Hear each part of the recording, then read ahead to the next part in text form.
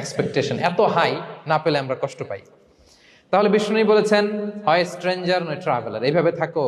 ওয়া ইযা আমসাইতা ফালা তানতাযিরিস সাবাহ ওয়া ইযা আসবাহতা ফালা তানতাযিরিল মাসা। আব্দুল্লাহ, যখন সকাল হবে সন্ধ্যার এক্সপেক্ট করো না, যখন সন্ধ্যা হবে সকালের এক্সপেক্ট করো না।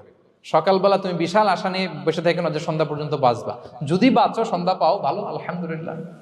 না পাইলে রবের সাথে সাক্ষাতের জন্য রেডি, তাও আলহামদুলিল্লাহ। ঠিক কিনা বলেন? এটা হইতে হবে mindset. Expect less, never be greedy.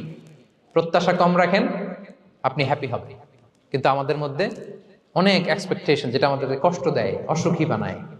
আরো লাগবে, আরো লাগবে। অনেকের মধ্যে, সবার না, অনেকের মধ্যে এই প্রবণতা আছে না নাই? বিশ্বনবী বলেন, লাউ আন্না লিবনি আদম ওয়াদিয়ান মিন যাহাব আহাব্বা আইয়াকুনা লাহু ওয়াদিয়ান।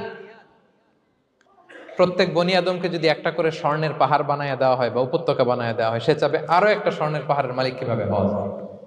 আচ্ছা বলেন তো, একটা স্বর্ণের পাহাড়, এটারে বেচা খাইতে খাইতে আমার 14 পুরুষও খাই শেষ করতে পারবে? তার একটা দিয়ে আমি কি করব? কিন্তু বিষ্ণু বলেন, অনেকের প্রবণতা আরেকটা চায়। ওয়ালা ইয়ামলা আফাহু ইল্লা তুরাব। কবরের মাটি ছাড়া তার এই আশা, ভরসা, প্রত্যাশা কেউ থামাতে পারবে না। তাহলে আমরা যেন গ্রিডি না হই, লোভী না হই, আমাদের এক্সপেকটেশন যেন কম থাকে।